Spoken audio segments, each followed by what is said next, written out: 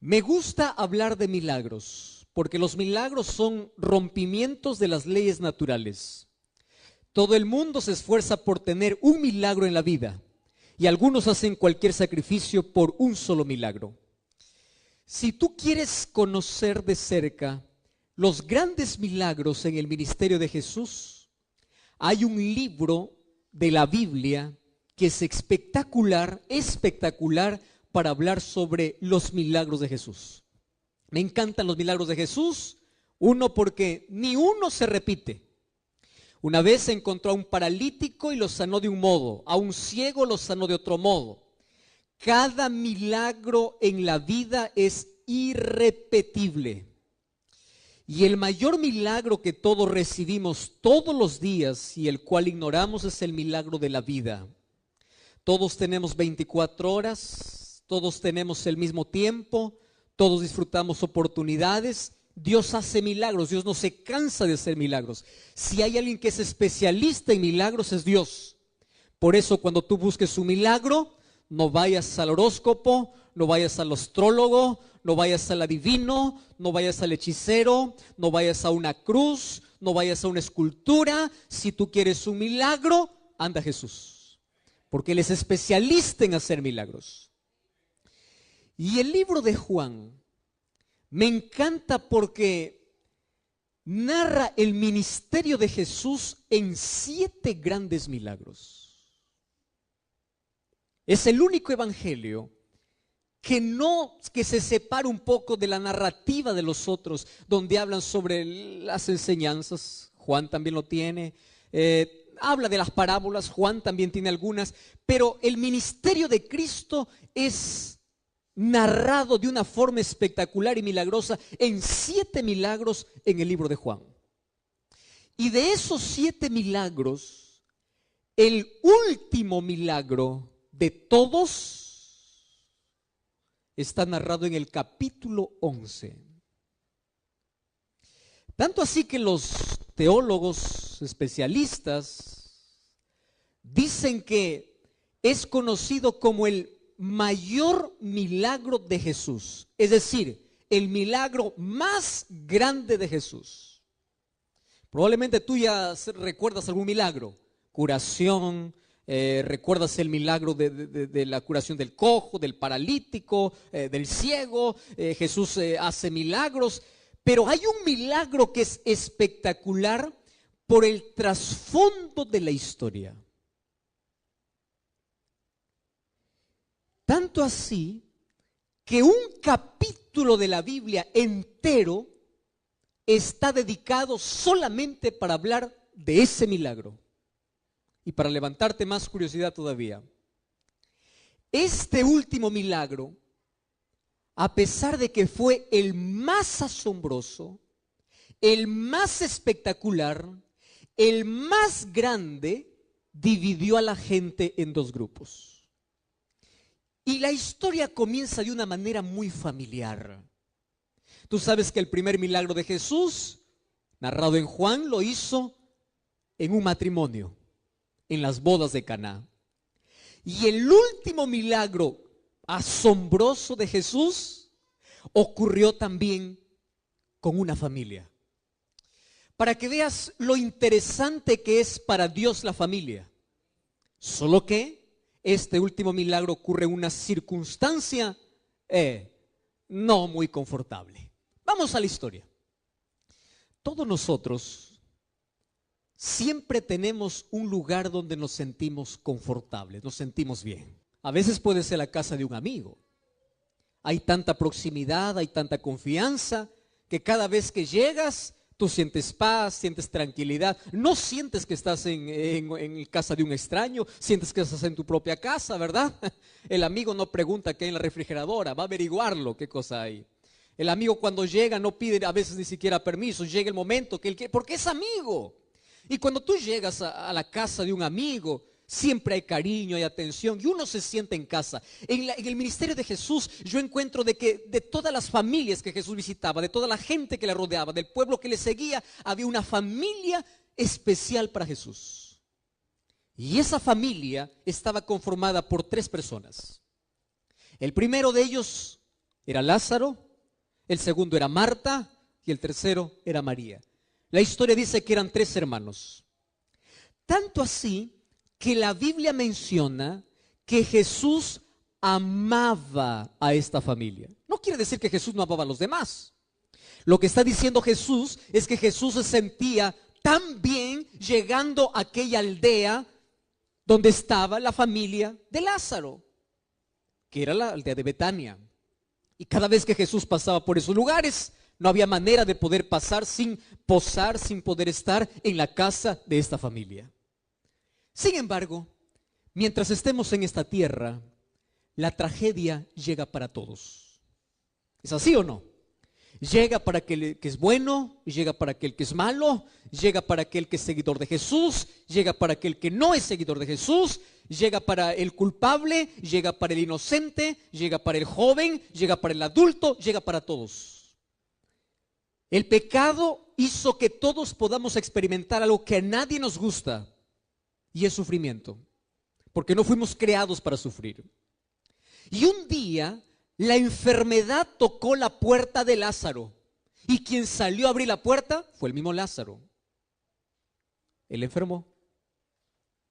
Ahora, yo me quedo pensando en la historia. Si yo soy amigo de Jesús, ¿yo debería preocuparme por mi enfermedad, sí o no? ¿Qué dicen ustedes? ¿Habría que preocuparse sí o no? Esa es la respuesta, ¿verdad? Si Jesús hace tanto milagro, si Jesús tiene tanto poder para hacer tanta maravilla, si yo soy amigo de Jesús y yo estoy enfermo, la reacción natural es, no me preocupo. Porque yo tengo la solución, yo tengo a dónde ir, yo tengo a dónde correr, yo sé quién puede hacer ese milagro. Esa es la reacción normal. Sin embargo, la historia dice diferente. La historia dice que Lázaro cayó enfermo, Marta y María. Yo no sé si acabaron todos los recursos, pero una de las cosas que todos los seres humanos tenemos en común es lo siguiente: buscamos a Jesús cuando todos los recursos humanos se han terminado. Y eso es una de las cosas extrañas que nos une a todos los seres humanos. Tienes a Dios, sabes que Él es poderoso, pero cuando te viene la tragedia, cuando te viene el mal, primero solucionas con tus manos. Y cuando ya no resulta con tus manos, ahora sí te acuerdas que tienes Dios. En la mayoría por lo menos ocurre eso. No fue diferente para esta familia. Tanto así que cuando Lázaro estaba gravemente, es decir, estaba en agonía, es decir, los diagnósticos del tiempo le habían dicho, ya no hay más solución. Allí esta familia envía un mensajero para Jesús y le dice así a Jesús. Ojo lo que dice Jesús: tu amigo Lázaro. Hoy vamos a leer el texto. El hombre o la familia al que tú amas está enfermo. Vamos a leer el texto. Vamos a Juan capítulo 11. Miren lo que dice, versículo 3. Juan 11:3. Dice así: mandaron las hermanas de Lázaro a decir a Jesús: Señor, está enfermo aquel a quien tú amas. Yo quiero que guarden esta expresión en su cabeza. ¿Quién enfermó? A quien Jesús amaba. Vamos al versículo 4. Al recibir la noticia, dice Jesús, esta enfermedad no es para muerte. Wow. Y dice así: es para la gloria de Dios. Guarden esa segunda expresión. La primera es el hombre a quien tú amas. Segunda expresión, gloria de Dios.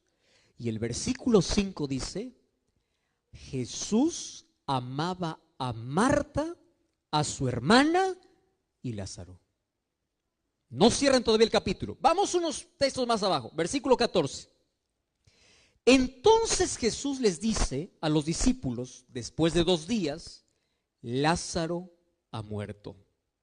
Versículo 15 dice así: y yo por esta causa me alegro. ¿Ustedes leyeron ese texto? Otra vez voy a repetir para que pueda crearnos más incógnita aún. Dice así: Lázaro ha muerto. Y Jesús dice, y por esa causa, o por vuestra causa, me alegro de que yo no hubiese estado allá, para que ustedes puedan creer. Yo les dije que este sería el mayor milagro por algunos detalles. Primer enigma: ¿por qué Dios permite el sufrimiento en los hijos a quienes Él ama? Hace algún tiempo yo recibí una de las cartas o de los mensajes más extraordinarios, bien redactado, en la página que yo tengo de Facebook. Y decía así: pastor, yo solamente quiero que me responda una sola pregunta. Una sola. ¿Por qué Dios, si es amor y si es poderoso y si Él ama tanto a sus hijos, por qué Dios no protege por lo menos solamente a sus hijos? Está bien, a aquellos que reniegan contra Dios, aquellos que dan la espalda a Dios, aquellas personas que son malas, aquellas personas que no merecen, está bien que ellos sufran consecuencias del pecado, etc. Ahora, la pregunta es, dígame, ¿por qué Dios, siendo bueno, por qué por lo menos no dice, tú eres mi hijo, ven para acá? Bueno, tú puedes sufrir un poquito, espera, pero tú no vas a sufrir, ven para acá. ¿Por qué no los protege? Y ustedes saben que una de las mayores preguntas que se ha hecho la humanidad en toda la historia tiene que ver con el sufrimiento. A tal punto que el 70% de personas que dicen que no creen en Dios, ellos un día creyeron. Pero ¿por qué dejaron de creer en Dios? Porque no encontraron respuestas a la incógnita más grande que el ser humano tiene. ¿Por qué, si Dios me ama, permite que sufra? Tú puedes conversar con alguien que dice, yo odio a Dios, Dios no existe, Dios para mí no existe. Una de las cosas que me impresiona es lo siguiente: todos venimos a este mundo trayendo la huella de Dios en nuestra conciencia. Nunca te olvides eso. Y eso significa que todos los seres humanos venimos siendo creyentes. Todos. El ateísmo, el agnosticismo y todas las creencias que tienen que ver con ir en contra de Dios son cosas que el ser humano aprende en la vida son la respuesta que el ser humano encuentra en la vida ante las mayores preguntas que tiene. Entonces, ¿qué cosa piensa el ser humano? ¿Dónde está Dios? ¿Qué hizo Dios cuando mi padre murió? ¿Dónde está Dios cuando mi hija murió en un accidente? Y es por eso que ya desde la filosofía, muchos años incluso antes de Cristo, hubo un hombre llamado Epicurio, que él colocó una filosofía donde desafiaba la existencia de Dios. ¿Y saben qué cosa decía? Él decía así: Dios no puede ser amor y poder al mismo tiempo. Porque si Dios es amor, ¿por qué permite el sufrimiento? Quiere decir que no tiene poder. O si Dios es poderoso como para poder impedir toda la desgracia, es que no tiene amor. Puede ser que solamente tenga poder, pero no tenga amor. O puede ser que solamente tenga amor y no tiene poder. Porque la mayor pregunta que el ser humano se hace en la vida es: ¿dónde está Dios cuando lo malo sucede? Y una de las cosas que tú debes comprender hoy es lo siguiente: el silencio de Dios en el dolor no significa ausencia de Dios. Mas, ¿cómo podemos entender el silencio? Y una de las cosas que me impresiona del texto es que Jesús demora a propósito. A propósito lo hace. Recibe la noticia y le dice así: bueno, vamos a esperar todavía un poquito más, ¿no? Recibe la noticia de que Lázaro está enfermo y él se queda un poco más solo que allí comienza a dar una explicación sobre el porqué del sufrimiento. Primero, todos los seres humanos pasamos por el sufrimiento en esta vida. No importa la creencia, no importa el credo, no importa tu proximidad. Mientras estemos en este mundo, vamos a tener que enfrentar el dolor. El problema es, ¿por qué Dios lo permite? Y Jesús comienza diciendo, yo me voy a demorar un poquito, porque Él sabía lo que iba a suceder. Y Él dice, porque esta enfermedad no es para muerte, sino ¿para qué dice? Para la gloria de Dios. Repitan esa palabra. ¿Para qué dice? Esa es la parte más complicada todavía. Ahora, Jesús dice, esta enfermedad no es para muerte. Hago la pregunta, ¿Lázaro murió, sí o no? Sí murió. ¿Y por qué Jesús dice, no es para muerte, sino es para la gloria? Queridos, aquí está la parte esencial de lo que tenemos que comprender hoy. Lo que para nosotros es muerte, para Dios puede significar otra cosa. Lo que para nosotros es tragedia, Dios lo puede transformar en bendición. Lo que para nosotros produce dolor puede tornarse en la mayor bendición de la vida. ¿Cómo? Ahora te explico. Mas Jesús dice que esto sea para la gloria de Dios.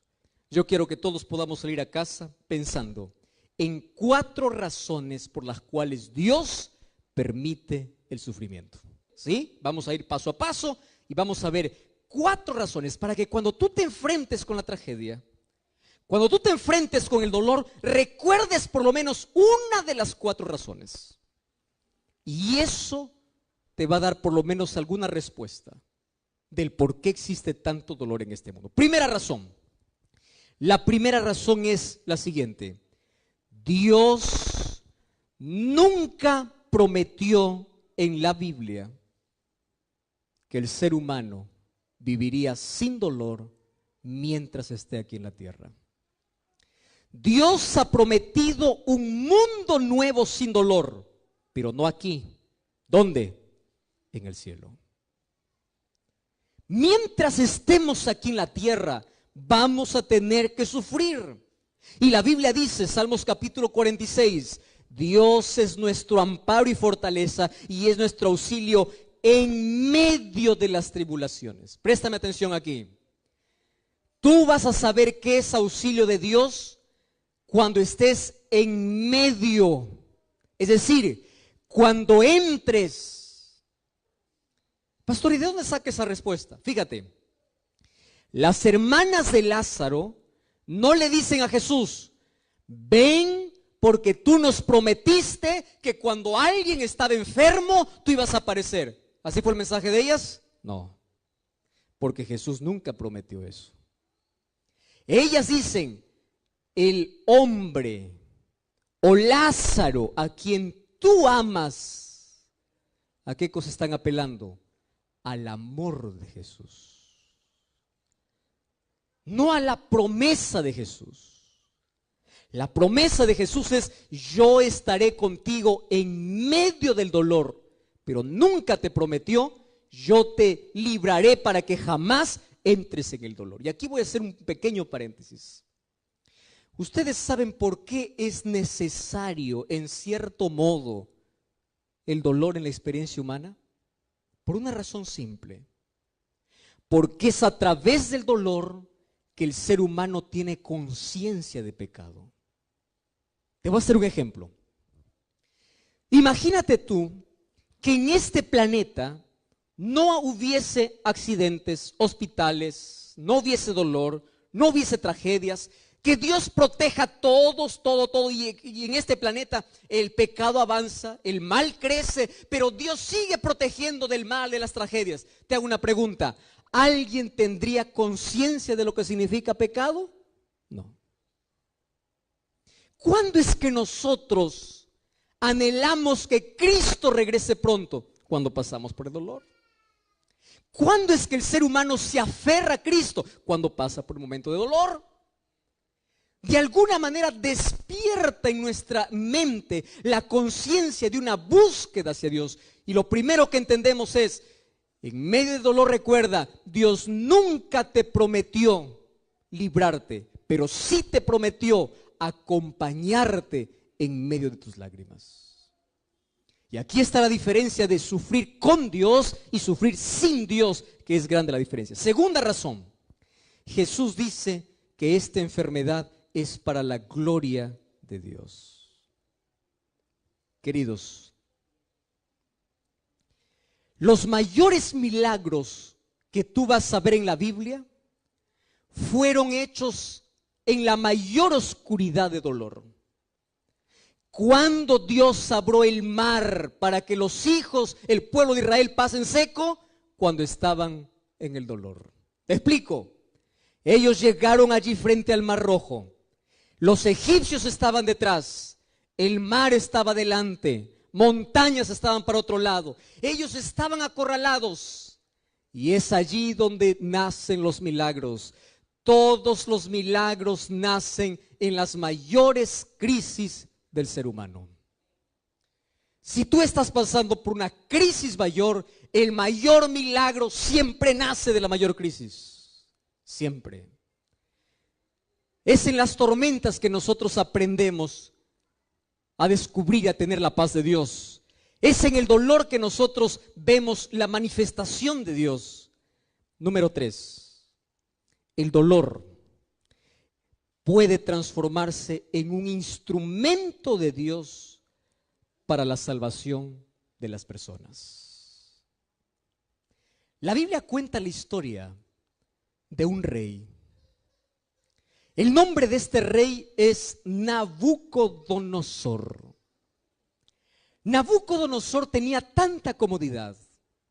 Tenía un palacio, era rey, tenía poder, tenía dinero, tenía ejército, tenía todo menos Dios. Y Dios siempre trató de buscar a Nabucodonosor y decir: hijo, tú tienes que humillarte, tu soberbia te va a hacer perder. Hijo, ¿hasta cuándo? Y Dios lo habló a través de milagros. Lo hizo a través de Daniel, lo hizo a través de los 3 amigos de Daniel. Dios se mostraba en cada momento de la vida. Pero Nabucodonosor parece que por un momento reconocía y luego se olvidaba. Lo que acontece con nosotros, ¿verdad? Alguien dice: pastor, ¿puedo orar? Claro, puede orar. Y Dios hace el milagro, y después que ocurre el milagro, tú te olvidas. Entonces Nabucodonosor empezó en ese juego con Dios. Hasta que un día, una enfermedad llamada licantropía clínica, lo que hoy los médicos los llaman, los llevó a una degeneración o a una enfermedad mental que le obligó a dejar el palacio e irse a vivir con las bestias del campo. Ahora préstame atención aquí. Mientras estaba en el palacio, no reconoce a Dios. Mientras estaba en la pradera, levantó los ojos y reconoció a Dios. Aquello que el ser humano no aprende en la prosperidad, ¿sabes dónde lo aprende? En la adversidad. Lo que el ser humano no aprende en la prosperidad, lo aprende en la adversidad. Hace algún tiempo visité a una de sus hermanas de iglesia en un hospital.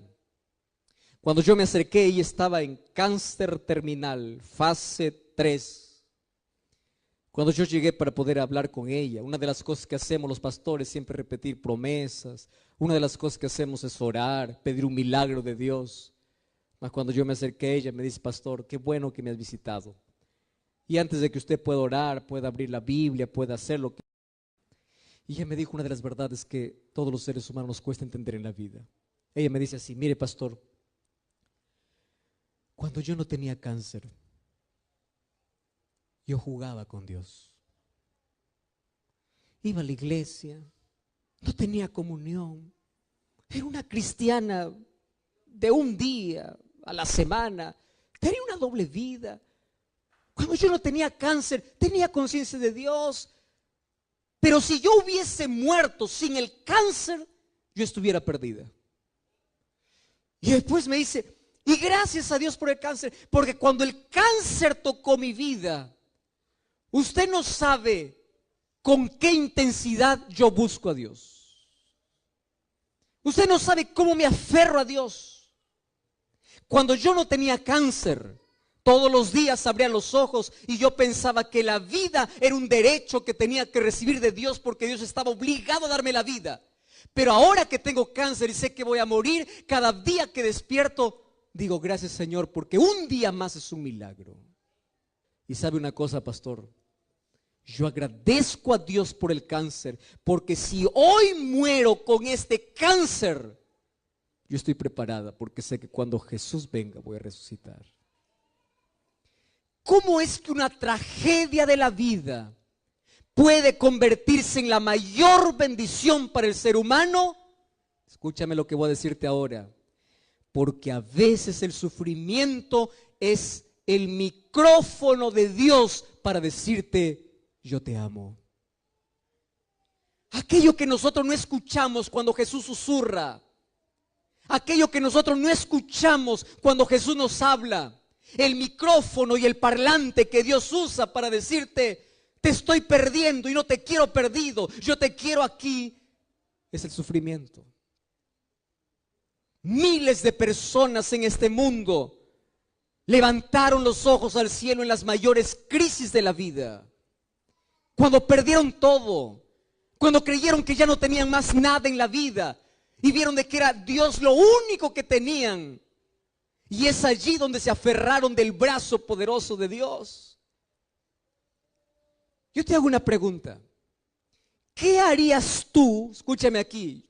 Si tú eres padre o eres madre, ¿qué harías tú si tú supieras que mañana tu hijo o tu hija, cuando sale de la casa, nunca más va a regresar porque un carro le va a atropellar? ¿Qué harías tú para evitar su muerte? Dime lo que harías. ¿No te pararías en la puerta en la mañana? ¿No le suplicarías y le dijeras, por favor no salgas? ¿No te cuadrarías en medio para decir, yo no te dejo salir? ¿No levantarías la voz para decir, yo soy tu padre, yo soy tu madre, no quiero dejarte salir? ¿Cuál sería el último recurso que tú usarías para evitar la muerte de tu hijo? El castigo. El último recurso, por amor. A veces Dios usa el sufrimiento para decirte, hijo, prefiero verte sin una pierna aquí que no verte en el cielo. Prefiero que aquí puedas experimentar alguna cosa que despierte tu necesidad de mí a perderte. Y aun cuando en el sufrimiento ignoras y te alejas de Dios, en lugar de aferrarte a Dios, recuerda que Dios usó un megáfono, un micrófono para decirte, yo te quiero a mi lado. Las mayores crisis de la vida son las mayores oportunidades que Dios tiene para mostrar su poder en la vida. Y Dios puede revertir cualquier situación, porque Él está dispuesto a hacer milagros. Yo te dije que había 4 razones y voy a la última razón. ¿Sabes cuál es la 4ª razón? Dios permite el sufrimiento porque el sufrimiento es el único medio que algunos entienden para pulir su carácter. Te voy a explicar así.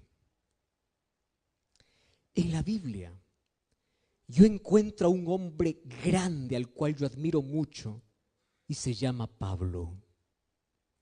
El gran predicador, el mayor evangelista que Dios ya tuvo en el Nuevo Testamento.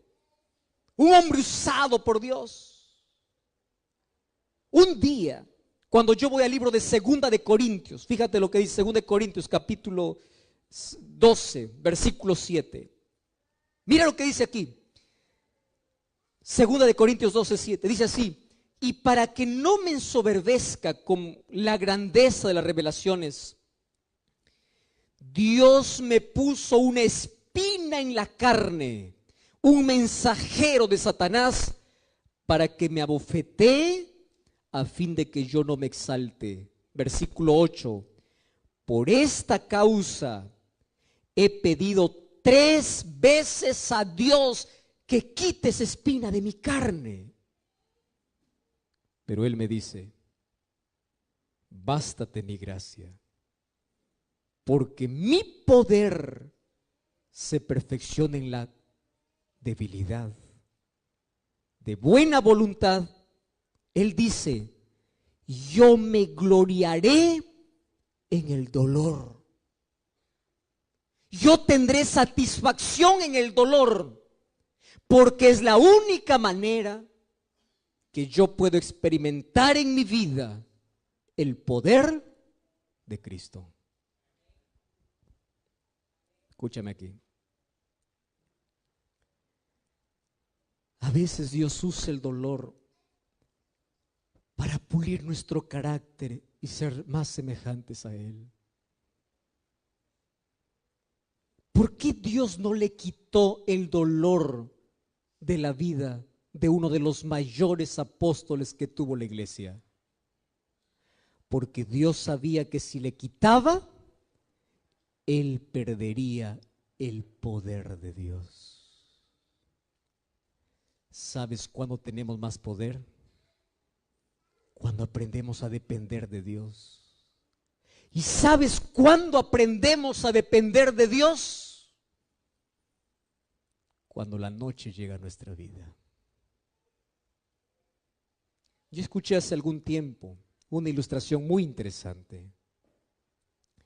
El dolor es como el fuego para pulir el carácter. Y él decía así: existen dos tipos de personas en este mundo.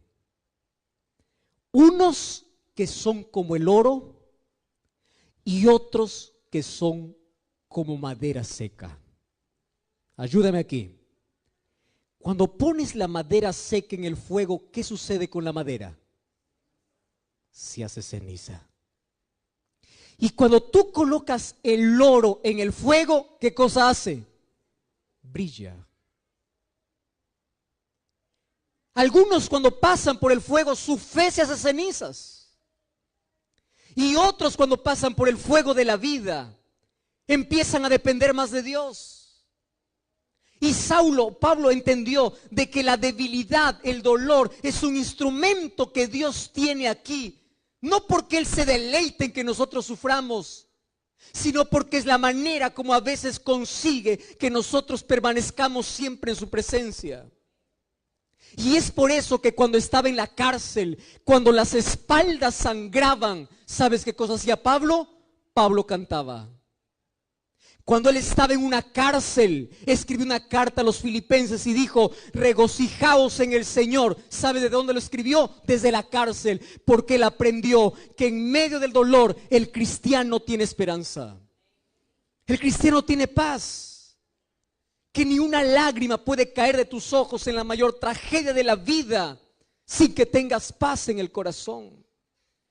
Y el mayor regalo que los seres humanos podemos alcanzar en esta tierra es tener paz, no cuando pasa la tormenta, sino paz en medio de la tormenta. El mayor milagro que Dios hace probablemente no sea quitar el cáncer que tú tienes. El mayor milagro que Dios hace probablemente no sea darte el empleo que tú quieres. Pero el mayor milagro que Dios hace es darte la fortaleza, la fe, la confianza para que puedas ver las provisiones que Dios tiene para tu vida. El mayor milagro que hoy puede hacer Dios probablemente no sea quitar el cáncer de tu vida, pero sí transformar tu corazón.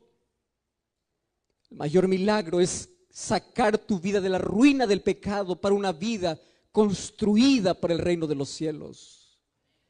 El mayor milagro que Jesús hace probablemente no sea quitarte la carga de tus hombros, pero sí darte la fuerza necesaria para continuar en la vida. El mayor regalo que Jesús hace en un mundo lleno de dolor es que tú no puedes perder la paz en el corazón, porque esa paz es producida por la esperanza que Jesús coloca allí. Paz. ¿Cuánto daría la gente por un poco de paz? ¿Cuánta gente tiene el mejor colchón para dormir, pero tiene noches enteras de insomnio? ¿Cuántas personas tienen la casa llena de comodidades, pero tienen el corazón vacío? ¿Cuántas personas tienen todo para ser feliz, pero buscan la muerte? ¿Sabes por qué? Porque lo único que les falta es paz. Hace algún tiempo escuché una historia. Miguel era un niño que tenía 10 años de edad. Junto a la mamá todos los sábados iba para la iglesia. Cantaba, adoraba a Dios, se preparaba para ser un líder. Solo que el papá de Miguel nunca quiso acompañar a su hijo y a su esposa a la iglesia. Nunca. Toda la vida se resistió. Siempre dijo: yo nunca pisaré esa iglesia.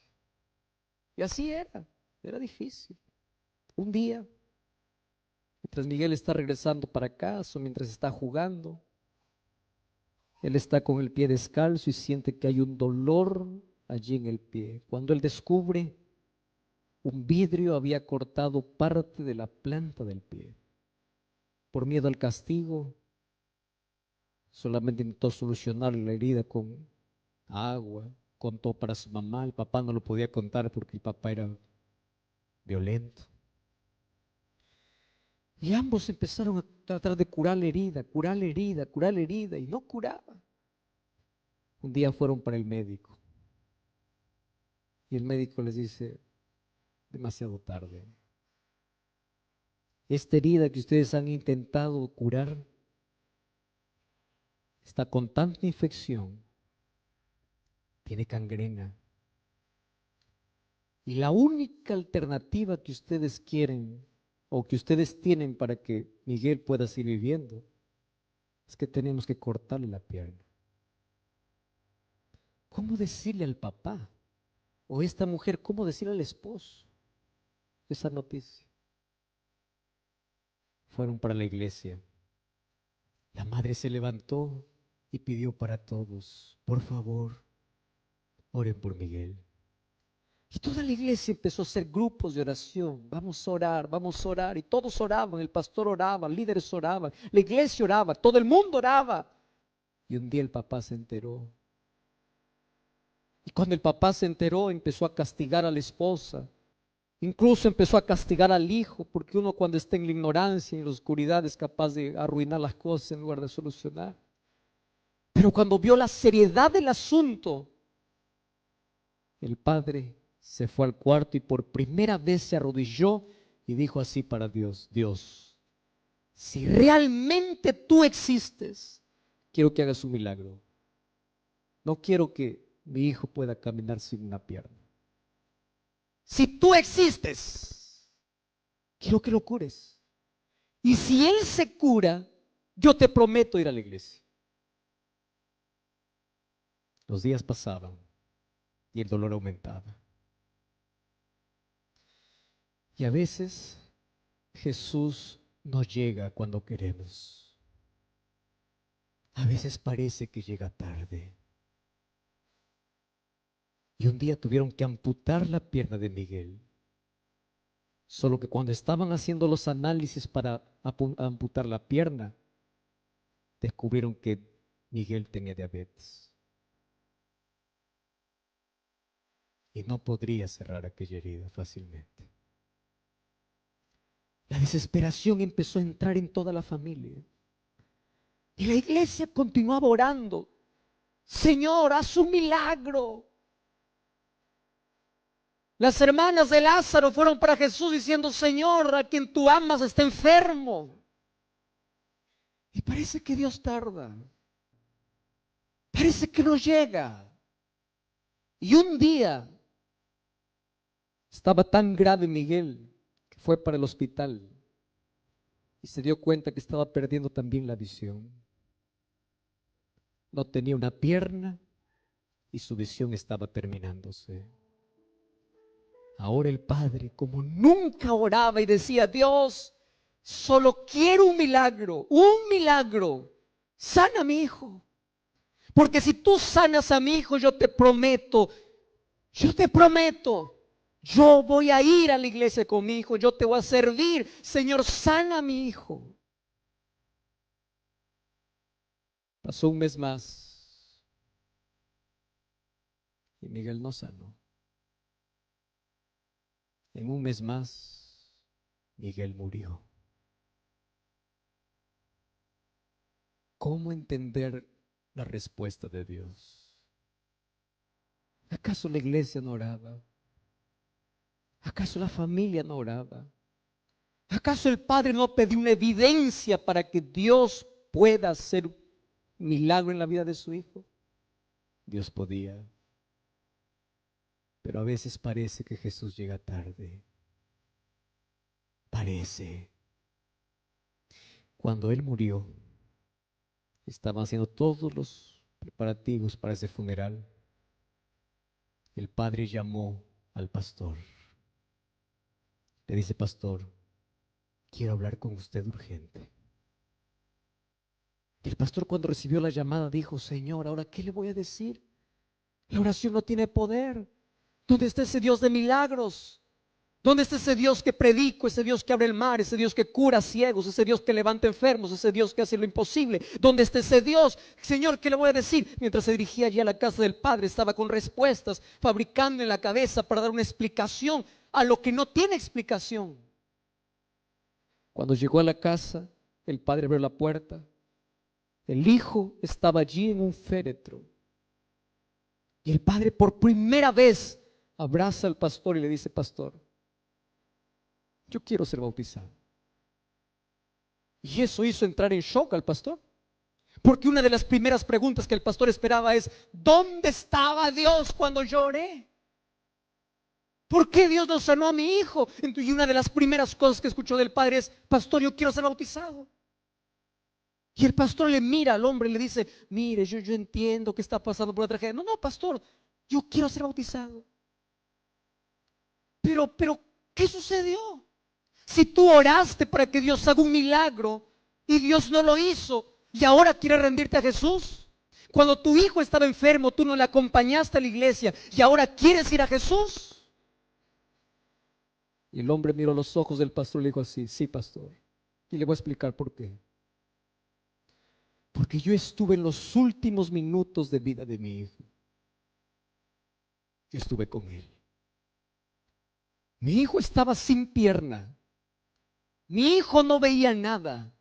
Y aún así agarraba mi mano y decía: papá, yo te quiero en el cielo. Aunque él no podía ver, él cantaba. Aunque él no podía caminar, él oraba. Pastor, yo nunca vi en mi vida a un hombre, a un muchacho que estaba muriendo, tenido tanta paz en su vida.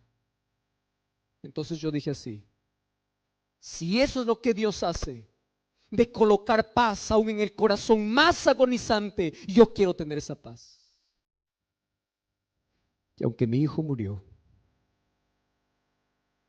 yo quiero entregarme, porque yo quiero tener la misma paz que mi hijo tenía en las horas más difíciles de su vida.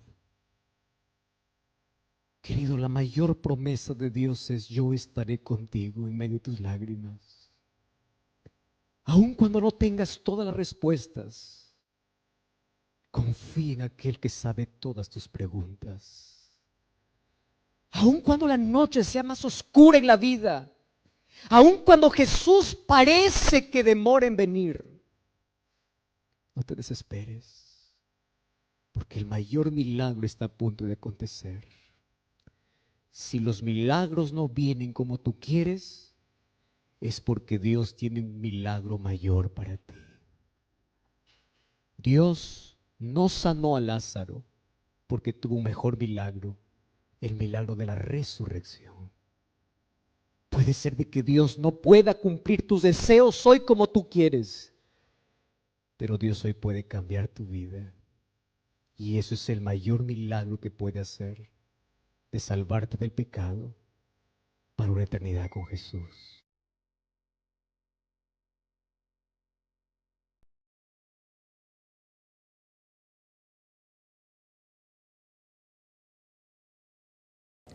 Cuando se habla del infierno, hay muchas personas que hablan sobre este asunto en base a una idea mental que ellos tienen. Ya escuché a muchas personas decir, pastor, yo vivo en el infierno. Otros, pastor, yo soñé con el infierno. Ya escuché muchos testimonios incluso de personas decir que murieron y fueron al infierno. ¿Por qué? Porque para muchos la palabra infierno es un lugar donde hay llamas, un lugar de tormento, un lugar donde hay cosas horribles, donde está el diablo allí con sus cachos enormes y su cola envolviendo. Esa es la idea que algunos tienen, algo terrorífico, y donde hay llamas de fuego y una persona que va al infierno está sufriendo. Entonces tú puedes preguntarte, pastor, yo voy a apagar la TV porque este programa creo que está hablando cosas que no son reales. Escúchame, si tú me preguntas a mí, ¿cree en el infierno? Mi respuesta, ¿sabes cuál es? ¿Qué crees? Sí. Yo creo en el infierno, pero no en el infierno como la filosofía griega nos enseña, sino en el infierno como la Biblia nos enseña. ¿Entiende la diferencia? ¿Y cuál es la diferencia, pastor? Espera, vamos a ver la Biblia. ¿De dónde salió la idea que el infierno es un lugar de tormento? ¿Sabes de dónde salió? Mírame. Génesis capítulo 3. Quiero que me acompañes, hoy voy a usar mucho la Biblia. Génesis capítulo 3. Versículo 7. ¿Sabes quién habla en Génesis capítulo 3? El diablo, disfrazado en una serpiente. ¿Entiendes? Mira, el versículo 7 dice, Génesis 3, versículo 4, perdón. Dice así. Entonces la serpiente. ¿Quién es la serpiente? Repite conmigo. ¿Quién es la serpiente? El diablo. Repite. ¿Quién es la serpiente? El diablo. Muy bien. ¿Quién está hablando aquí? El diablo. Muy bien. La serpiente dijo a la mujer, no moriréis. ¿Qué te parece? ¿Cuál es la perspectiva del diablo? No moriréis. ¿Cuál fue el primer sermón del diablo? No moriréis. ¿Entiendes? ¿Qué cosa dijo Dios? Moriréis. ¿Qué cosa dijo el diablo? No moriréis. Qué interesante. Pastor, ¿y eso qué tiene que ver con el infierno? Tranquilo, espera. Mira lo que dice, a ver, vamos a ver aquí, Ezequiel capítulo 18, versículo 20. Yo estoy con la Biblia abierta. Dice así. El alma que pecare, esa morirá. Está en la Biblia, ¿correcto? Ezequiel 18, 20. El alma que pecare, esa morirá. ¿Sabes quién está hablando aquí? Dios. Entonces, ¿a quién le vamos a creer? ¿Al diablo o a Dios? Pastor, ¿y por qué está hablando esto? Bueno, aquí está el problema. ¿Por qué nosotros hemos entendido mal la palabra infierno? Porque muchas personas creen así. Cuando una persona muere, su cuerpo va a la tierra y su alma va o al cielo o al infierno. Eso es lo que muchos creen, ¿o no creen así? Pero ¿qué cosa dice la Biblia? Si tú abres la Biblia en Génesis 2:7, dice así, polvo de la tierra más soplo de vida es alma viviente.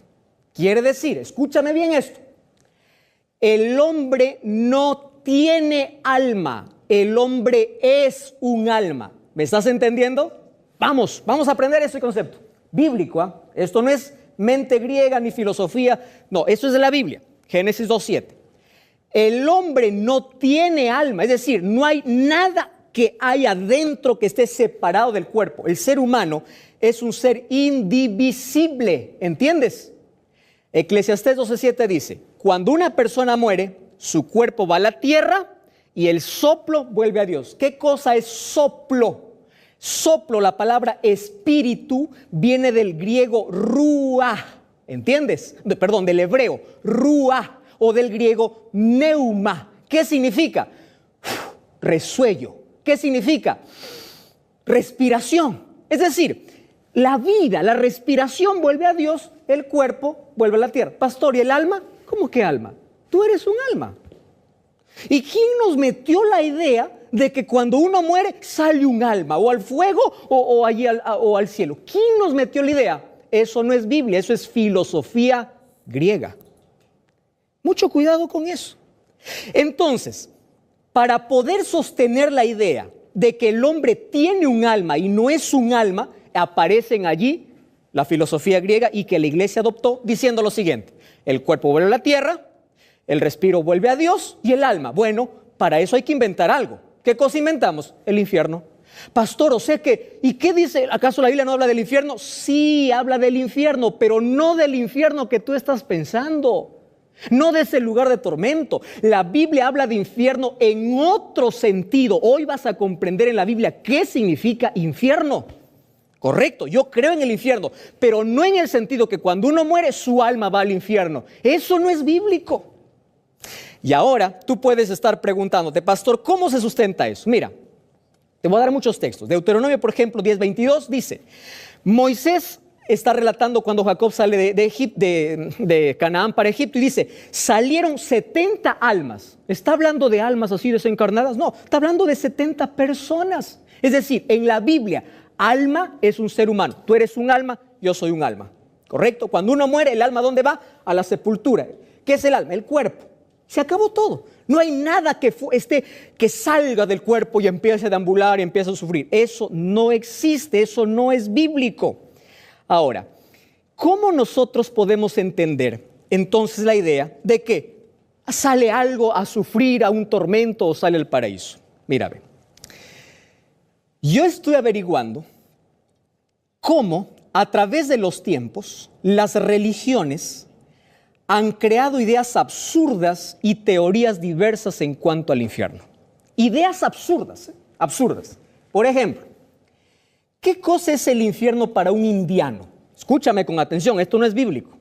Dice, para un indiano, el infierno son 28 regiones subterráneas con varias torturas. Un ser humano desciende y empieza a ser torturado en cada región. De acuerdo a la culpa, es decir, si fue muy pecador, entonces va a sufrir más allí. Y al final, después salen purificados. ¡Qué buena raza! O sea que alguien se va al infierno, se purifica y finalmente se salva. ¿Te das cuenta? Idea equivocada. ¿Qué cosa es el infierno para los chinos? Mira para los chinos. Los espíritus, dice, viven en la atmósfera.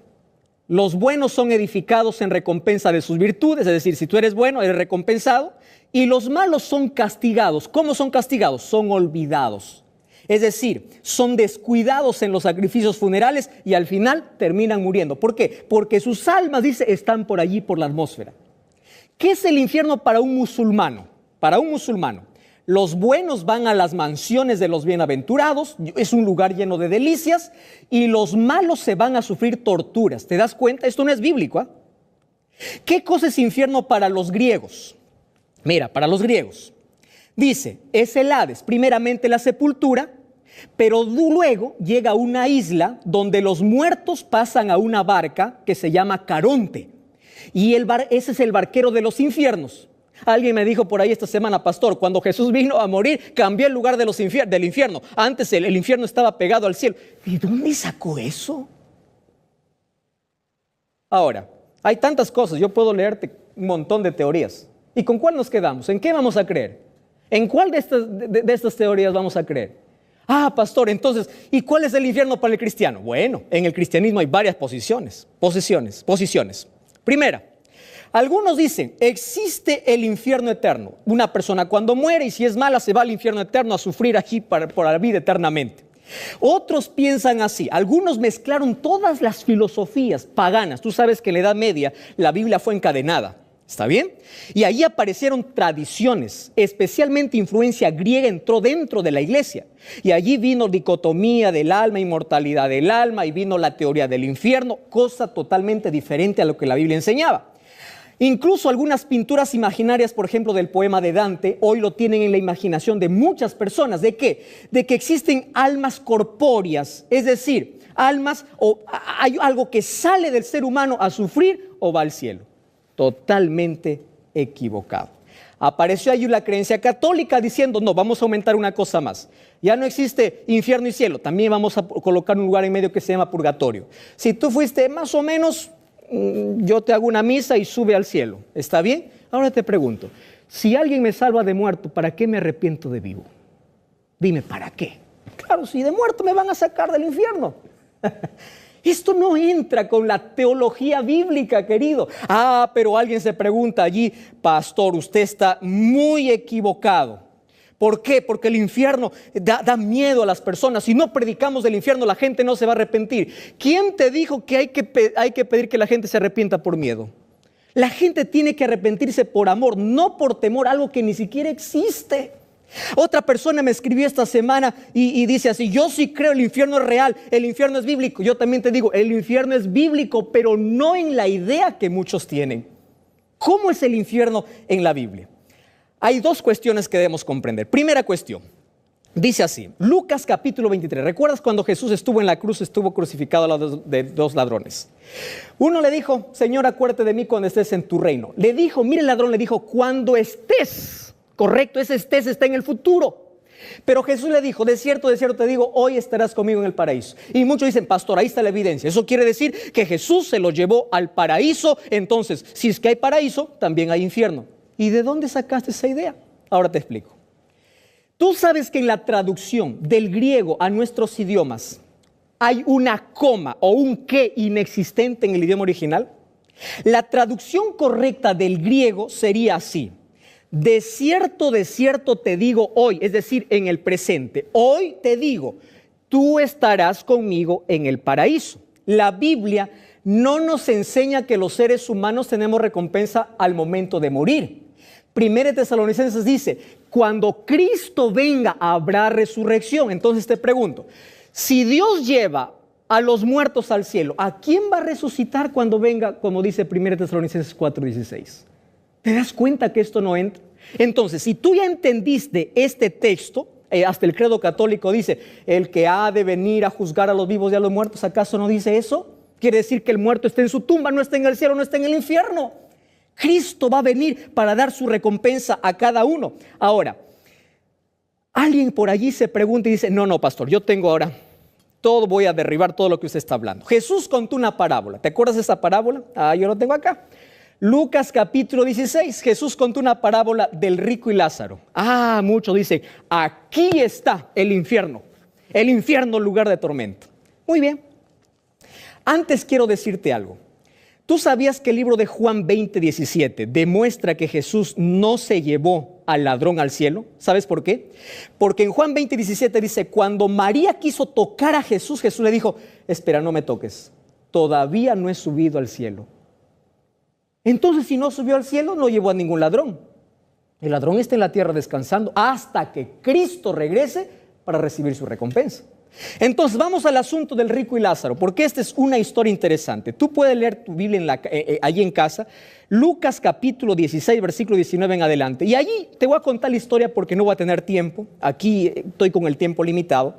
Donde habla acerca de que un rico y un mendigo un día murieron y fueron a la tumba. Pero ahí en la tumba se invirtieron las cosas. Dice, el rico fue a sufrir y el mendigo fue, dice, al reino eterno, y el otro fue a sufrir al infierno. ¿Correcto? Esa es la idea. Entonces uno está atormentado y le dice: por favor, quiero que mandes a ese mendigo que pueda mojar mi lengua, porque aquí me estoy muriendo. Por favor, que alguien vaya a predicar a mi familia. Estoy resumiendo la historia. Y muchos dicen: aquí está, Jesús lo dijo.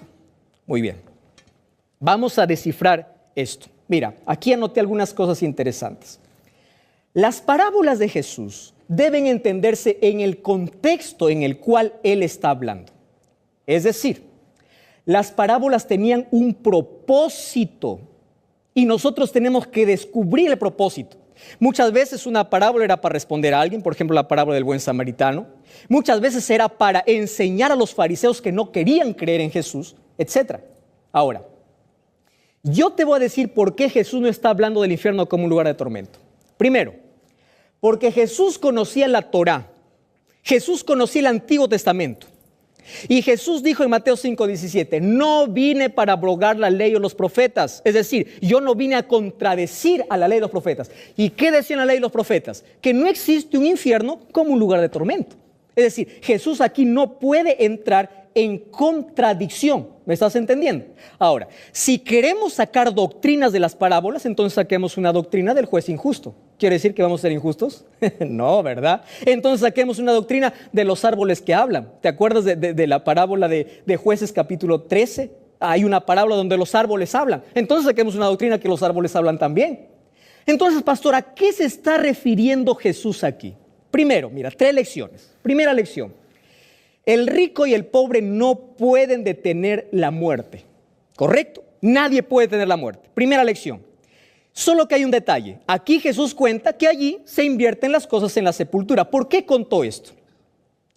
Mira este detalle. Dice, el rico llama a Abraham para que moje su lengua. Es decir, el rico aún estando en la tumba no cambia. Mira, quiero que entiendas algo. El que murió en pecado resucitará en pecado. A nadie le cambian cuando está muerto, porque las decisiones se toman de vivo. Este rico allí en la tumba seguía subordinando al esclavo, le decía manda, es decir, le seguía tratando como siervo. La muerte no cambia a nadie, el destino se sella al momento de morir, ¿entiendes? Es una enseñanza aquí. Y otra más, mira, ve, aquí dice, el propósito por el cual Jesús contó la parábola es por el pedido que hace este hombre rico. Dice, por favor, que se levanten los profetas y digan a mi familia que se arrepientan. Y Jesús dice así, ¿cómo es posible? Aún si se levantaran los profetas, tu familia no creería. ¿Qué cosa estaba diciendo allí a toda la gente? He aquí yo más que un profeta. He aquí yo mejor que todos los profetas. Y ni aún así se arrepienten. Es decir, aunque caiga fuego del cielo cuando hay un corazón endurecido, no hay manera de poder hacerlo comprender. Ahora puedes decir, no, pastor, no me convence. Entonces tienes que darme respuestas. Primera pregunta te voy a hacer. ¿Cuál es el seno de Abraham? Porque la Biblia habla que hay un seno de Abraham allí en esa parábola. Si queremos tomarlo de manera literal. La Biblia no dice no nos habla de ningún seno de Abraham. Es más, en Hebreos 11 dice que Abraham está esperando su recompensa aquí en la tierra. ¿Hasta cuándo? Cuando Cristo regresa. Entonces, la Biblia no me habla de un seno de Abraham. No existe ese seno de Abraham. Número 2. ¿Quiere decir que el infierno y el cielo están pegados? Porque aquí dice que los dos conversan. El uno conversa, mira, me estoy quemando. ¿Tú crees que el cielo está tan cerca del infierno donde ahí los justos están mirando, ay, pobres, cómo se quema? Mira, mi tío se está quemando, mi papá se está quemando, tío, ¿cómo estás? ¿Eso entra en tu lógica? Porque aquí, si queremos ver si eso es el infierno, entonces dice que ellos están allí conversando, ¿verdad? Ahora, si son almas desencarnadas, aquí dice que estas almas tienen sed, tienen hambre, porque le manda para que le moje su lengua. Entonces quiere decir que no está hablando del infierno. Jesús está tomando esta historia, una historia familiar para todos. ¿Por qué? Porque quería dar otras lecciones importantes. Ahora, pastor, ¿y qué significa infierno en la Biblia? Hay 4 palabras para infierno. Primera palabra, Sheol. ¿Qué significa Sheol? Cuando tú veas en el Antiguo Testamento la palabra Sheol, es infierno, ¿correcto? ¿Y qué significa infierno? Sepultura. Lugar de los muertos. Una palabra griega, Hades. ¿Qué significa Hades en la Biblia? Lugar de los muertos. Cuando alguien te pregunte y diga, ¿existe el infierno? Tú dile, sí existe el infierno. ¿Qué es el infierno? La sepultura. Pastor, entonces, ¿para qué vino Cristo? Yo me estoy arrepintiendo porque no quiero perecer en el infierno. Cristo vino para darte vida eterna. Cristo vino para salvarte de la muerte eterna, del juicio ejecutivo. Cuando, después de los 1000 años, ¿te acuerdas en un programas anteriores? Cuando Cristo regrese será destruido el pecado, el diablo y todos los impíos. Jesús vino a darte vida. Juan 3:16, Lucas 19:10, eso es lo que menciona. Jesús vino para eso, para que vivas, porque tú y yo estamos condenados a la muerte. Ahora, hay otras 2 palabras. Por ejemplo, la palabra Gehenna, que es en hebreo es Geinón. ¿Qué significa Geinón? Es un montículo que está en Jerusalén, donde siempre se quemaba basura. Incluso allí se quemaban, dice, cadáveres de animales y de mendigos. La familia no reclamaba, ahí los quemaba. Y siempre había fuego, fuego, fuego. Por eso es que la Biblia emplea la impresión Gehenna para decir fuego eterno. ¿Por qué? Haciendo mención a este montículo que había allí en Jerusalén. Cuando la Biblia habla acerca de infierno, no está hablando de un lugar de tormento. No, está hablando de la sepultura. Ahora, si las personas cuando mueren van al infierno y van al paraíso, ¿para qué va a venir Jesús? ¿A resucitar a quién? ¿Dónde quedaría lo que dice allí a Pablo? Los muertos en Cristo resucitarán primero. Querido, es momento de poder abrir la Biblia. Pastor, ¿quiere decir que Dios no va a castigar a nadie? ¿Quién dice que no? Si tú lees el libro de Apocalipsis capítulo 20, dice que los malos, los impíos, irán a morir junto con el diablo. No porque Dios quiso matarlos, sino porque ellos se aferraron al pecado. Y Dios viene para destruir el pecado. Entonces, quítate de la cabeza La idea de que una persona cuando muere vaya a un tormento, va a un lugar de sufrimiento. No, querido. La Biblia es clara al respecto. Hay mucha filosofía griega predicándose en los púlpitos en lugar de ir a la Biblia, a los idiomas originales para investigar, para averiguar, para saber de qué se trata. ¿Sabes qué cosa dice un diccionario? Yo quedé sorprendido. Mira lo que dice un diccionario no cristiano. Mira lo que dice acerca del infierno. El infierno es un lugar subterráneo donde están las almas de los muertos, es decir, donde está el cuerpo de los muertos. Pero según la Iglesia Católica, es un lugar de suplicio. Es decir, ¿según qué? ¿Según la Iglesia o según la Biblia? Querido, yo quiero que tú tomes una decisión. Yo sé que pueden haber muchas preguntas allí en este momento. Yo quisiera seguir hablándote. Yo no tengo más tiempo para hablarte hoy, pero yo te voy a hacer una invitación hoy. Abre la Biblia. Lee la Biblia. Lee el contexto de la Biblia. Lee el propósito. Cada vez que tú encuentres una palabra y no entiendas, averigua, investiga. Anda a un diccionario bíblico. Empieza a buscar comentarios. Empieza a leer el contexto. Ve Jesús a quién dijo, por qué lo dijo, cuál es el propósito. Y empieza a comparar con otros textos de la Biblia. ¿Sabes qué cosas hacían los bereanos? Averiguaban, investigaban, se sumergían en la palabra de Dios. No se dejaban llevar por lo que alguien dice. Lee la palabra de Dios. La palabra de Dios te saca de la oscuridad, te saca de la esclavitud. Y ahora quiero orar contigo. ¿Me permites? Cierra tus ojos allí donde estás. Querido Dios, tu palabra es sorprendente porque nos puede sacar de la oscuridad, de la esclavitud, nos puede sacar del error. Y hoy a través de ella comprendí que muchas veces podemos guiarnos por pensamientos y filosofías humanas antes que por tu palabra. Ayúdame a pegarme a lo que tú dices, no a lo que los demás creen. Ayúdame a estudiar tu palabra.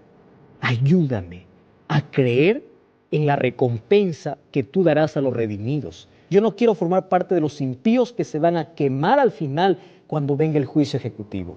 Yo quiero formar parte de los redimidos que van al cielo para vivir contigo por la eternidad. En el nombre de Jesús. Amén. Como cada semana, te invito a buscar una iglesia adventista. Este sábado te espero allí. Recuerda, la verdad te da libertad y te prepara para la eternidad.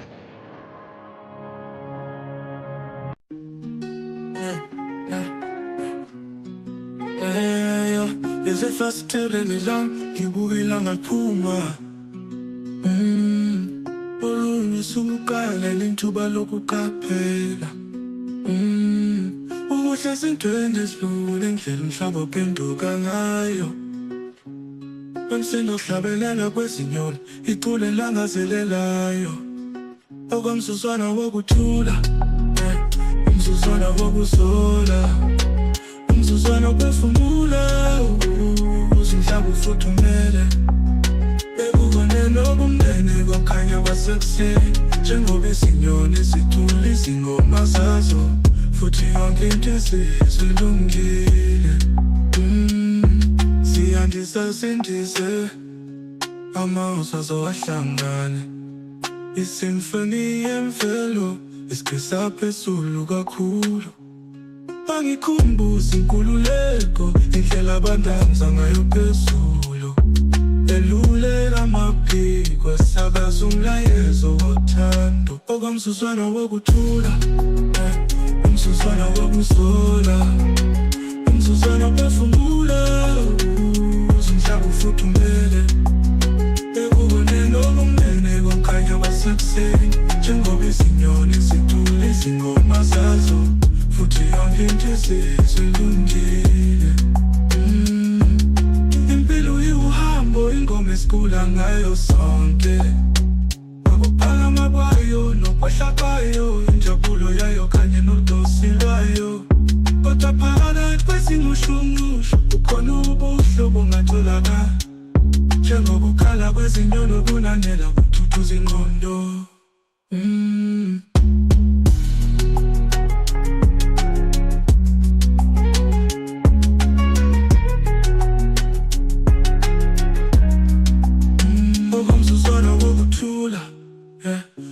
umsuswana wokuzola umzuzwana uphefumula umhlaba ufuthumele ekuboneni okumnene kukhanya kwasekuseni njengoba izinyoni zicula izingoma zazo futhi yonke into esizilungile